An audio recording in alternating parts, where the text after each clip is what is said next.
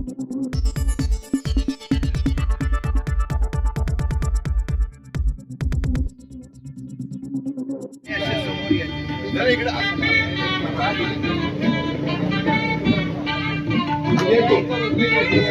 कार्यक्रमाच्यासाठी आपले या स्वयं संवादात्मक कार्यक्रमाच्यासाठी अक्षय निर्मित बाळेंद्र जाधव सर उपस्थित, ग्रंथ महोत्सव समितीचे अध्यक्ष, ज्येष्ठ विचारवंत प्राचार्य डॉक्टर यशवंत पाटणे या ग्रंथ आपण करावं. शाल ग्रंथ देऊन म्हात्रे सरांचं स्वागत होत आहे.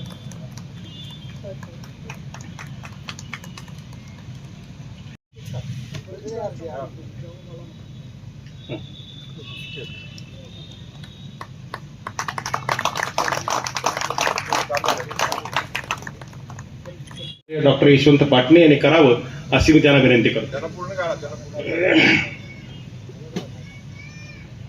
प्रकाश पायगुडे यांनी 2006 साली केलेलं सूत्रसंचलन आज कित्येक वर्षानंतर त्यांचा पुस्तकांचा सन्मान आपण करावा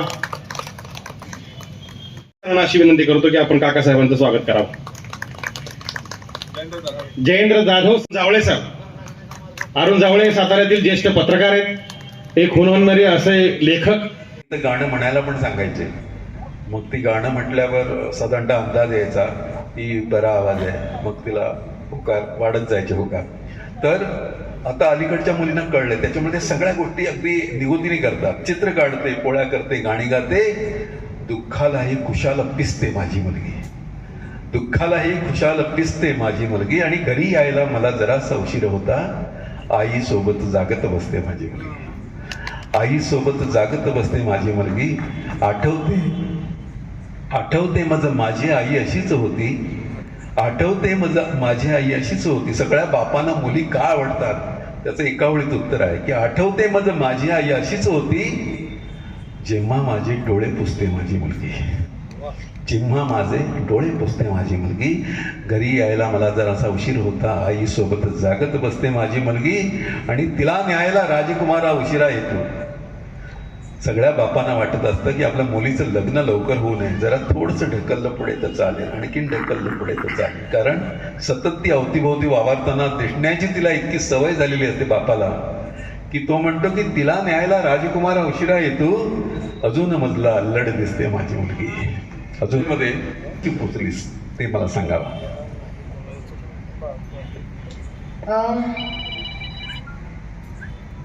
बापरे, किती वर्ष मागे जावं लागेल असा विचार करतेय. तसं फार नाही, एक 6-7 वर्षांपूर्वी मी व्यवसायाने, म्हणजे आता व्यवसाय अभिनय असला तरी माझं शिक्षण झालंय, मी आहे श्रवणतज्ञ आणि भाषा वाचातज्ञ. म्हणजे ज्यांना ऐकायला प्रॉब्लेम आहे, बोलायला प्रॉब्लेम आहे, त्यांचे डॉक्टर आहे. तर शाळेत असताना खूप बालनाट्य, शाळेतल्या स्पर्धा, वक्तृत्व स्पर्धा हे करत असायचे. मुळात स्टेजवर असणं खूप आवडायचं. शाळेतल्या सगळ्या सांस्कृतिक कार्यक्रमांची निवेदनं करा, तिथे नाटक करा, डान्स करा, वर्गातही मॉनिटर असा तिथेही चान्स मिळालं की काहीतरी बोला. तर नेहमीच परफॉर्म करायला आवडत होतं. मध्ये काही काळ शिक्षणामुळे म्हणा किंवा जे निर्णय घेतले, जे शिकायला गेले, तिथल्या वातावरणामुळे म्हणा, याला खूप खतपाणी मिळालं नाही आणि मध्ये गॅप पडला. पण नंतर पुण्यात आले मी पोस्ट ग्रॅज्युएशन करण्यासाठी, आणि पुण्याचं वातावरण सगळ्यांना माहितीच आहे. तेव्हापासून काहीशा एकांकिका, अभिवाचनं हे सुरू केलं, आणि हळूहळू अभिनय पूर्ण वेळ करायचा असा एक अगदी धाडसी निर्णय घेतला. आणि तेव्हा जेव्हा मी ऑडिशन्स देत होते तेव्हा मला वीरेन सरांच्या ऑफिसमधून, त्यांच्या टीममधून फोन आला की एका नव्या मालिकेसाठी आम्ही कास्टिंग करतो आहोत, तर तुला ऑडिशन द्यायला आवडेल का. पहिल्या मालिकेसाठी अशा माणसाच्या ऑफिसमधनं फोन येतोय जो काय म्हणूयात मालिकेच्या क्षेत्रात सातत्याने गेली कित्येक वर्ष दर्जेदार काम करतात. आणि उंच माझा झोका तर तेव्हा असं होतं की आपल्याला मालिका करायची तर ही अशा प्रकारची हवी, आणि हे जो करतो आहे त्या दिग्दर्शकासोबत काम करायला मिळणं हे फार मस्त होतं. म्हणून ती ऑडिशन अत्यंत सिन्सिअरली देऊन, सरांशी बोलून, भेटीगाठी, त्या मीटिंग्स, तेव्हा सरांनी मला जे ब्रीफ दिलं होतं मालिकेचं सुद्धा आणि विषयाचं सुद्धा. मालिकेचं नावच असं होतं, बायको अशी हवी. तर तो विषय सरांनी सांगताना, त्या शीर्षकाविषयी बोलताना पण इतकं गमतीशीर कॉन्व्हर्सेशन होतं आणि मला वाटलं ही माझ्या मैत्रिणींची गोष्ट आहे. म्हणजे बायको कशी हवी, कारण मी माझ्या मैत्रिणी असताना, कोणाच्या तरी प्रेयसी असताना आणि त्या बायको झाल्यावर कसे कसे बदल होत गेले त्यांच्यात, मी एवढं जवळून पाहिलं होतं. त्यामुळे मला त्या एकूणच विषयाची आणि याची खूप मजा वाटली. आणि अर्थातच पहिला ब्रेक कलर्स मराठीवर होती ही मालिका, बायको अशी हवी, आणि वीरेंद्र प्रधान सरांची. अतिशय आनंददायी अनुभव होता. आणि सर म्हणाले तसं मानसकन्या का, तर पहिल्या माझ्या मालिकेचं शीर्षक गीत, ज्याने मालिका आपण लक्षात ठेवतो, ते सरांनी लिहिलं होतं, म्हणून मी त्यांची मानसकन्या. त्या दरम्यान आणि त्याच्यानंतर सुद्धा अभिवाचनाचे बरेच कार्यक्रम मी करत होते. वेगवेगळ्या साहित्यिकांच्या साहित्यावर आधारित हे कार्यक्रम, शब्दप्रधान कार्यक्रम, एक साधारण 1.5 तासाचे जवळपास सगळेच कार्यक्रम. पण मी तुम्हाला मध्ये थोडंसं डिस्टर्ब करतो. ऋग्वेदी आहे ना, ऋग्वेदी ती थोडीशी आळशी आहे. उत्तम डिक्शन आहे तिचं, उत्तम कविता सादर करते वगैरे. पण काही काही लोकांना असतं ना की कार्यक्रम करायचा म्हटलं की कंटाळा येतो. म्हणजे मी तिला नेहमी सांगतो की चल ना 2-3 नलेश पाटीलच्या कविता म्हण, मला तेवढा सपोर्ट होईल ना. सगळं कुठे मी म्हणू, कधीतरी ये माझ्या बरोबर. त्याच्या नेमकं उलट गौरीचं आहे. गौरी अभिवाचनाचे इतके कार्यक्रम करते आणि इतक्या मोठ्या मोठ्या लोकांबरोबर करते की तिचं कविता वाचन ऐकायला लोक येतात. म्हणजे पुण्या मुंबईतले अनेक लोक, संजीवनी आमच्या कुलकर्णी मॅडम, त्या वंदना बोकील मॅडम, त्या ज्या कार्यक्रम करतात, इतकं उत्तम स्क्रिप्ट असतं. पण त्या स्क्रिप्टमध्ये आपल्याला माहिती आहे की काव्यवाचनामध्ये पु ल आणि सुनीताबाई यांनी एक जे लँडमार्क तयार करून ठेवलेलं आहे की तसं कविता वाचन येणं ही खूप मोठी गोष्ट असते. आणि त्यातल्या या सगळ्या लोकांमध्ये उत्तम कविता वाचणारी लोक सारखी शोधत असतो आपण. उत्तम शब्दोच्चार, उत्तम डिक्शन, उत्तम कविता समजणं, या सगळ्या गोष्टी असतात ना. मला नेहमी सुलभा देशपांडेंचा किस्सा नेहमी आठवतो की सुलभा देशपांडे बाईंना एकदा कधीतरी आमच्या कार्यक्रमामध्ये इंदिरा संतांची कविता म्हणायची होती. तर इंदिरा संतांची कविता म्हणायची म्हणून आपल्याला वाटलं की सुलभाबाईंकडे गेलं की ते काय त्याचं करायचं ते करतील. सुलभा ते इतक्या निष्ठेच्या माणबाई आहेत, इतक्या मोठ्या अभिनेत्री असून सुद्धा त्या दुसऱ्या दिवशी सकाळी शंकर वैद्य सरांच्या घरी गेल्या आणि म्हणाले, शंकर वैद्य सर म्हणाले तुम्ही कशासाठी आला? ते म्हणलं मला कविता वाचायची आहे, त्याच्यामुळे मी तुमच्याकडे आले. ते म्हणलं अहो तुम्ही नॅशनल अवॉर्ड विनर आहात नाटकामध्ये आणि तुमचं नाव तर देशभर आहे अभिनेत्री म्हणून, आणि तुम्हाला मी काय शिकवणार? बोला नाही, ही कविता आहे ना, ती कविता तुम्हीच मला शिकवणार, कारण ही कविता आहे, हे काय नाटक नाही. आणि मग बाईंनी त्यांच्याकडून सगळं समजावून घेतलं. आणि नंतर तुम्हाला सांगतोय की अजून कधीही मी तो विषय निघाला, कर्नाटक संघामध्ये बाईंनी कविता वाचली, इंदिरा संतांची कविता काय बरं, फार सुंदर कविता ती. तर ती कविता ऐकली आम्ही, सगळ्या थिएटरने ऐकली आणि अशी ती कविता ऐकत राहणं. तर त्या कवितेमुळे आम्हाला लक्षात आलं की आमच्यासाठी कुठली कविता आज काढलेली आहे. हो, मी बऱ्याच आणल्यात. सर तुम्हाला आठवतं का आपण मालिकेच्या शूटिंगच्या वेळी एकदा आला होता? येस. प्रदीप वेलणकर सर होते, ऋग्वेदीताई, तुम्ही स्वतः आणि मी सुद्धा, कारण की ही सगळी लोक एकत्र जमून रात्रीचा मस्त माहोल, कविता, अनुभव, किस्से, कानात प्राण आणून मी तिथे बसले होते की उद्याचा कॉल टाईम लवकर आहे, पण मला काही त्याच्याशी घेणं देणं नाही, कारण मला हे सगळं संचितपण ऐकायचं आहे. आणि तेव्हा झालेली कवितांची देवाणघेवाण, तेव्हा झालेली कॉन्व्हर्सेशन्स. आणि सरांनी अजून सांगितलं नाही, ऋग्वेदीताई गाते खूप सुंदर कविता, तिच्या म्हणणं आणि गाणं हे इतकं खरं. मीच आधी म्हणायचे कविता. इंदिराबाईंचा आता विषय निघाला तर त्यांची गर्भरेशीम या बाबा बाबा काव्यसंग्रहातली एक कविता एक अडगळ. माझा आवाज नीट पोचतोय ना?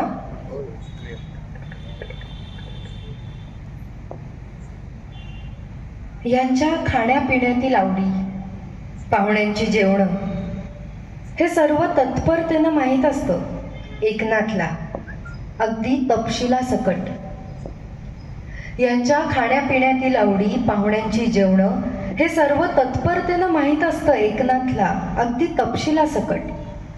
यांचे कपडे, भट्टीचे, ऑफिसचे, प्रवासाचे हे सर्व काळजीपूर्वक पाहत असतो शंकर मामा. यांच्या जाण्या येण्याच्या सर्व वेळा, ऑफिसच्या, क्लबच्या, विमानतळावरच्या अचूक माहीत असतात कालिदास शोफरला. घरातील खरेदी, पैशाचे व्यवहार, नोकर चाकर या सर्वांवर करडी नजर साक्रीकरांची. घरच्या बाहेरच्या पार्टीतून हे ग्लास हातात धरून फिरत रंगदार घोळक्यातून. घरच्या बाहेरच्या पार्टीतून हे ग्लास हातात धरून फिरत रंगदार घोळक्यातून. मी नसल्यासारखीच एका बाजूला उभी, ओठावर स्मित ठेवून. घरच्या बाहेरच्या पार्टीतून हे ग्लास हातात धरून फिरत रंगदार घोळक्यातून मी नसल्यासारखीच एका बाजूला उभी, ओठांवर स्मित ठेवून. परदेशातील मुलांची पत्रे मधून मधून, डॅडींचा रक्तदाब, त्यांचा प्रवास, त्यांचा व्याप, त्यांची काळजी. पत्रभर तेच उत्सव मूर्ती. आणि अगदी शेवटच्या ओळीत मम्मीची अडगळ. आणि अगदी शेवटच्या ओळीत मम्मीची अडगळ नमस्कारापुरती. मला ही चैन हे ऐश्वर हवं होतं. मला ही चैन हे ऐश्वर हवं होतं, पण हे असं उकिरड्यासारखं वाढवून मलाच चिणून टाकेन असं कधी वाटलं नव्हतं. पण हे ऐश्वर असं उकिरड्यासारखं वाढवून मलाच चिणून टाकेल असं कधी वाटलं नव्हतं. आणि त्याच्यामुळे त्यांचा पहिला संग्रह आहे, फार कमी लोकांच्या आयुष्यात होता की त्या दोघांचा एकत्रित संग्रह आहे. इतकं त्यांचं एकत्र असणं असायचं. आणि त्याच्यामुळे तुम्ही सुखानं समजी राहा, काय ते पत्रात लिहा, अशी एक त्यांची कविता आहे. तर ती कविता म्हणजे काय, फॉरेनमध्ये कोण गेला ना मोठा शिकायला किंवा नोकरी करायला, तर तो पैसे पाठवतो इकडे बायकोला, पण पैसे पाठवल्यावर त्याला इतकं इन्सिक्युअर वाटत असतं की तो तिला काय काय असं संदेश पाठवत असतो. म्हणजे काय म्हणतात, संहिता, नवऱ्यांची संहिता, की तू ठेवणीतले कपडे घालू नकोस, ठेवणीतल्या साड्या नेसू नकोस. म्हणजे मी नाही ना तिकडे, त्याच्यामुळे ते तुझ्या त्या बचत गटांमध्ये जाऊ नकोस, मिटिंगांना जाऊ नकोस, असं काही ग्रंथ प्रदर्शन असलं तर जाऊ नकोस, आणि कार्यक्रमाला जाऊ नकोस, हिंदी पिक्चर बघू नकोस. ती काय म्हणतात नारायण सुर्वे, कुण्या मेल्यानं कळवलं तुम्हा मी ठुमकते रस्त्यावर, कुण्या मेल्यानं कळवलं तुम्हा मी ठुमकते रस्त्यावर, संशय माझा आला तुम्हा तर नाही जाणार बाहेर, पाणी भरायला जाऊ का नको काय ते पत्रात लिहा, पाणी भरायला जाऊ का नको काय ते पत्रात लिहा. 100 रुपयाचा हिशेब मागता मीच काय एकटीनं खाल्ले, लाईटीचे वीज दिले, पाण्याचे 30 दिले, 50चे राशन आणले, दूधवाल्याचे देऊ का नको काय ते पत्रात लिहा, दूधवाल्याचे देऊ का नको काय ते पत्रात लिहा. बाळाला आला तापन खोकला, प्रायव्हेटला घेऊन गेले, 100 रुपयाचे इंजेक्शन मारले, पाण्यातच पैसे गेले, याला जेजेला नेऊ का नको काय ते पत्रात लिहा, याला केएमला नेऊ का नको काय ते पत्रात लिहा.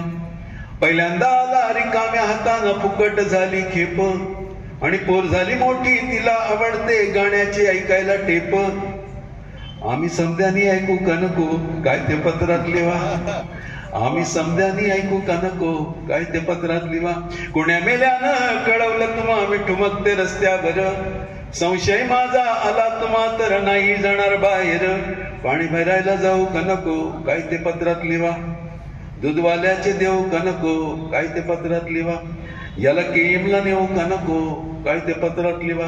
आणि शेवटच्या त्याच्यात मी असा बदल केला माझ्यासाठी किंवा तुमच्यासाठी की आम्ही कविता बी ऐकू का नको, काय ते पत्रात लिवा, काय ते पत्रात लिवा.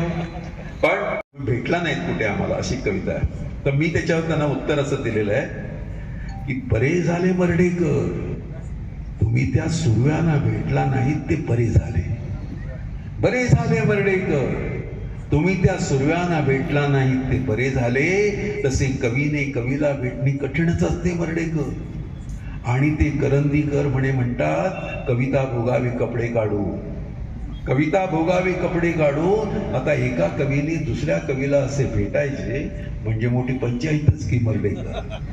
बरे झाले तुम्ही त्या सुरव्यांना भेटला नाहीत ते बरे झाले, फार बरे झाले, फार बरे झाले. तिने मुलीबद्दलचा प्रश्न विचारला, पण इथे एक माझ्यासमोर एक सुंदर कविता आईबद्दलची आहे, ती मला म्हणावीशी वाटते. आई म्हणजे पाऊस म्हणजे असतो काय, आभाळाला फुटतात पाय. पाऊस म्हणजे असतो काय, आभाळाला फुटतात पाय. गाणं म्हणजे असतं काय, शब्दांवरची ओलीस आहे. सखी म्हणजे असते काय, सखी म्हणजे असते काय, मनामध्ये पैंजण पाय. आई म्हणजे असते काय, हंबरणारी व्याकुळ गाय. अशी छोटीशी पण सुंदर कविता आहे. मला काका तुम्हाला विचारायला आवडेल की हिने जो तुम्हाला प्रश्न विचारला, तर तुमच्या त्या शीर्षक गीताचं म्हणजे तुम्हाला ते सुचलं कसं, म्हणजे जे हिने विचारलं की त्याचा जन्म कसा झाला, तर त्याविषयी ऐकायला खरंच म्हणजे मला आवडेल. मगाचपासून मी तुम्हाला असं कुठे थांबू दे बघत होतो, पण तुम्ही इतकं सुंदर बोलताय की असं ऐकत राहावं असं वाटतंय. तर प्लीज एवढं गाण्याचं मी सांगेन तुम्हाला. खरं तर गाण्याचं सगळ्यांना मी खूप लोकांना मी सांगतो माझ्या कवितेच्या कार्यशाळेत येतो ना, तेव्हा सांगतो की गाणं म्हणजे कविता तुम्ही म्हणायला पाहिजे असं नाही. तुम्ही काही म्हणा पण ते सुरात म्हणा. साधं सोपं सरळ दिले यावं, उगाच कशाला खोलात शिरावं. एक चालणं चालत जावं, वाट संपली की तिथे थांबावं. वाहणाऱ्या प्रवाहात कृतार्थ व्हावं, सूर सापडतात आनंदानं गावं. ज्याचं त्याचं आभाळ ज्याला त्याला मिळावं. रडगाणं का होईना पण ते सुरात गावं. हे असं आम्हाला शिकवलं गेलेलं आहे.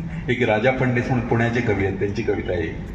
तर मी माझा रियाज आहे ना, रियाज तो तुम्हाला सांगतो. तो रियाज मी अजिबात कविता कधी ऐकल्या नव्हत्या. मी ऐकलं पहिल्यांदा काय तर मोहम्मद रफीची गाणी, किशोर कुमारची गाणी, लता दीदीची गाणी किंवा ते सगळे मन्नाडे वगैरे त्या काळातले होते ना. त्याच्यामुळे मी सगळं जे म्हणायचो पूर्वी ते सगळं त्या लोकांचं असायचं. आणि त्या लोकांचं असल्यामुळे म्हणजे मोहम्मद रफीचं जर का तुम्ही गाणं ऐकलं कधी या दृष्टीने की तुमच्या लक्षात येईल अत्यंत परफेक्ट गाणारा माणूस मोहम्मद रफी आहे. आणि त्याच्यामुळे त्याचं डिक्शन ज्याला येतं त्याला आयुष्यात दुसरं काही शिकायची गरज नाही. गली गली बहार की बस एक छाव जुल्फ की, बस एक निगाह प्यार की, पुकारता चला हूं मैं. हे ज्याला म्हणता येतं ना त्याला मग बाकीचं. मी अनेक वेळा कवितांच्या कार्यक्रमात जाताना समजा ट्रेनच्या फुटबॉलवर उभा असतो तर मी रियाज करत असतो. तर लोकांना वाटतं मी कवितेचा रियाज करतो. मी कवितेचा रियाज नाही करत, मी ही सगळी गाणी म्हणत असतो. कुठली कुठली गाणी. कौन है जो सपनों में आया, कौन है जो दिल में समाया, ये झुक गया आसमां भी इश्क नया रंग लाया. तर ते ओ प्रिया हा आवाज जर का तिकडे माझा लागला ना ते कवितेत बरोबर लागतो. अशी त्याची सिस्टीम आहे. तर हे सगळं मला यासाठी सांगावंसं वाटतं की कवी झाला किंवा कुठलाही कलाकार झाला त्यांनी हे नको आपलं, हे नको आपलं असं करता कामा नये. सगळं ऐकायला पाहिजे. आपल्यामध्ये भारतीय संगीतात नेहमी लफडं फार असतं की तो किराणा घराण्याचा असला ना की तो ते आतुरली घराण्याचं, इंदोरच्या घराण्याचं ऐकत नाही, ग्वाल्हेर घराण्याचं ऐकत नाही. किंवा इतकं स्ट्रिक्ट असायचं पूर्वी की ऐकायला जरी शिष्य गेला ना तरी त्याच्याबरोबर ते गुरु बोलायचे नाहीत काही दिवस. का ऐकायला गेला असतो त्याचं. पण नवीन सगळी जी पिढी आलेली आहे म्हणजे अगदी राहुल देशपांडेंचं उदाहरण आहे की तो वसंतराव देशपांडेंची गायकी तर शिकलेलाच आहे पण तो मग बाकीच्या सगळ्या घराण्यांचं पण शिकतो, म्हणून त्याचं गाणं हे समृद्ध होत जातं. तसं आम्ही पण म्हणतो की केवळ एकच एक ऐकून फायदा नाही, हे पण ऐकलं पाहिजे, ते पण ऐकलं पाहिजे, हिंदी गाणी पण ऐकली पाहिजेत, बंगाली गाणी पण ऐकली पाहिजेत, असं. ओके. सर तुम्ही आता